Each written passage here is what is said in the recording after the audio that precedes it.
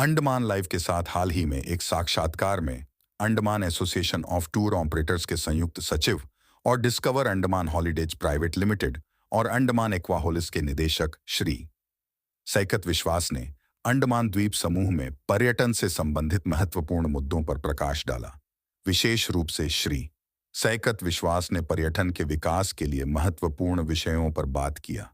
एक एयरफोर्स अनुभवी और नवोदय फाउंडेशन और राशन रशीद फाउंडेशन के निदेशक श्री सैकत बिस्वास ने द्वीपों के पारिस्थितिक संतुलन को संरक्षित करते हुए पर्यटन बुनियादी ढांचे को बढ़ाने के लिए रणनीतिक उपायों की आवश्यकता पर जोर दिया। अंडमान का जो मेन जो हमारा बैकबोन है इंडस्ट्री वो टूरिज्म है। टूरिज्म के अलावा एज सच अंडमान में कोई बड़ा इंडस्ट्री नहीं है। यहाँ के ज़्यादातर लोग टूरिज्म पे डिपेंडेंट हैं। तो ऐसे में जो टूरिज्म स्टेक होल्डर्स है उनके लिए बहुत ही इंपॉर्टेंट हो जाता है कि जो टूरिज्म रिलेटेड इश्यूज है वो एड्रेस हो। हमारे सेंट्रल गवर्नमेंट से बहुत सारी सुविधाएं अंडमान में बनी है, नई एयरपोर्ट बनी है, बट हमको उम्मीद है कि हमारे जो आने वाले सांसद होंगे वो भी अंडमान में टूरिज्म रिलेटेड जो इश्यूज है उनको आगे लेके जाएंगे, पार्लियामेंट में उठाएंगे और सेंट्रल गवर्नमेंट में रिप्रेजेंट करेंगे हमारे इश्यूज को। बहुत सारे इश्यूज है। जो सबसे इम्पोर्टेंट इशू है वो है कि कोई अंडमान में टूरिज्म पॉलिसी नहीं है। जो बाकी स्टेट्स में टूरिज्म पॉलिसी है, अंडमान में कोई टूरिज्म पॉलिसी नहीं है, कोई टूरिज्म एडवाइजरी काउंसिल नहीं है, स्टेक होल्डर्स का कोई से नहीं है। तो ये बहुत जरूरी है कि अंडमान का अपना टूरिज्म पॉलिसी बने। सेकेंडली, जो डिपार्टमेंट ऑफ टूरिज्म है उसमें नए रिक्रूटमेंट हो, नया पोस्ट क्रिएट हो टूरिज्म से रिलेटेड। फॉर एग्जांपल मैं आपको बताना चाहूंगा, डिपार्टमेंट ऑफ टूरिज्म में जो भी एग्जीक्यूटिव स्टाफ है उन सबको गेस्ट हाउसेस के लिए भर्ती किया गया था।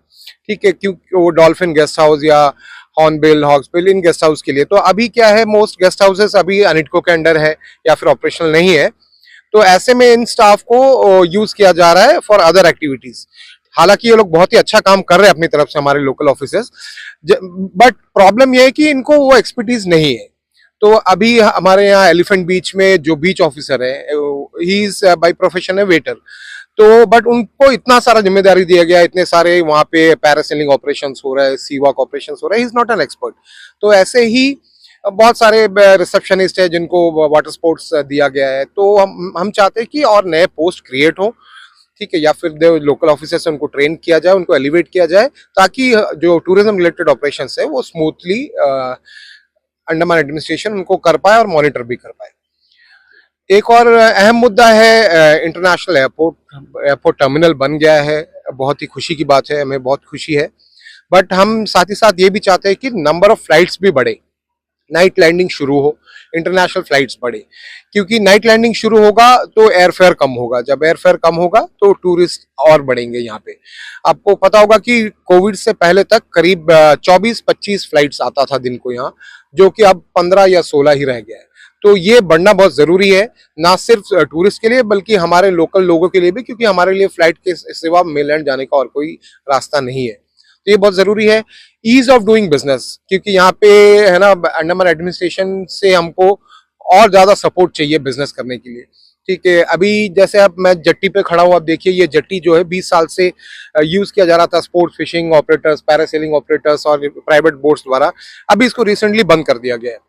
ठीक है, तो पीएमबी ने इसको बंद कर दिया फॉर अननोन रीजंस। तो अभी हमको बहुत ही तकलीफ है यहाँ पे जट्टी से रिफिलिंग करना, कंधे पे उठा के लाना पड़ता है तेल के जेरिकन्स को। बाकी जगह पे बंकरिंग स्टेशन होता है तेल भरने के लिए। हमारे यहाँ पे 500 से ज्यादा टूरिस्ट बोट्स है अंडमान में, बट इन बोट्स को रखरखाव के लिए, इनका मेंटेनेंस के लिए, इनका रिफिलिंग के लिए कोई भी सुविधा यहाँ पे नहीं है। इवन प्राइवेट बोट्स जो फेरीज है, मैक क्रूज, नॉटिका, आईटीटी, ये सारे भी जो बोट्स है, इनको भी डॉकिंग के लिए कोई सुविधा नहीं है। एक मात्र डॉक हमारे मरीन में है, और जो कि मोस्टली डीएसएस के शिप्स से ही एंगेज रहता है। तो एक हमारे प्राइवेट बोट्स के लिए भी फैसिलिटी डिपार्टमेंट ऑफ टूरिज्म या अंडमान एडमिनिस्ट्रेशन को बना के देना चाहिए एटलीस्ट इन बोट्स को। अदरवाइज जो सुविधाएं है, अगर नया बनाने में समय लग रहा है तो जो सुविधाएं है, जैसे कि ये जट्टी, न्यू व्हीकल फेरी जट्टी, वाटर स्पोर्ट्स कॉम्प्लेक्स में जट्टी, इन जट्टीज को एटलीस्ट खोल दिया जाए, इनमें वो सुविधाएं, नेसेसरी सुविधाएं प्रोवाइड की जाए, शोर सप्लाई, वाटर सप्लाई बोट्स के लिए, ताकि जो बोट्स है ईज ऑफ डूइंग बिजनेस हो, हम बहुत और अच्छे तरीके से बिजनेस को कर पाए। मैं ये भी मुद्दा उठाना चाहूंगा, हमारे आने वाले जो होने वाले सांसद होंगे महोदय, उनसे मेरी ये भी दरख्वास्त है कि वो और नए में ना आइलैंड्स को खोले टूरिज्म के लिए। स्वराज द्वीप, शहीद द्वीप मोस्टली सैचुरेटेड है, एलिफेंट बीच, नॉर्थ बे, ये डेस्टिनेशंस हमारे यहाँ रिपीट टूरिस्ट नहीं आ रहे हैं। जो भी 10 साल पहले घूम के गए, हैवलॉक नील देख के गए, वही आज आके स्वराज द्वीप, शहीद द्वीप दोबारा नहीं देखना चाह रहे।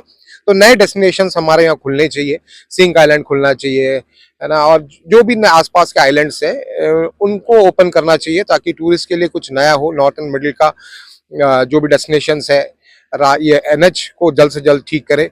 और सभी स्टेक होल्डर से मैं यही रिक्वेस्ट करूंगा कि जब आपके द्वारे पे ये आएंगे हमारे उम्मीदवार, तो आप उनसे पूछिए कि अगर वो जीतते हैं तो टूरिज्म स्टेक होल्डर्स के लिए वो क्या करने वाले हैं, हमारे जो इश्यूज हैं, जो मुद्दे हैं, उनको वो पार्लियामेंट में उठाएंगे कि नहीं। और सोच समझ के ही मतदान कीजिए, मतदान जरूर कीजिए, चाहे किसी को भी कीजिए, वोट जरूर कीजिए। और टूरिज्म स्टेक होल्डर्स जो है वो एक बार इनसे सवाल जरूर पूछे कि हमारे लिए वो क्या करने वाले हैं।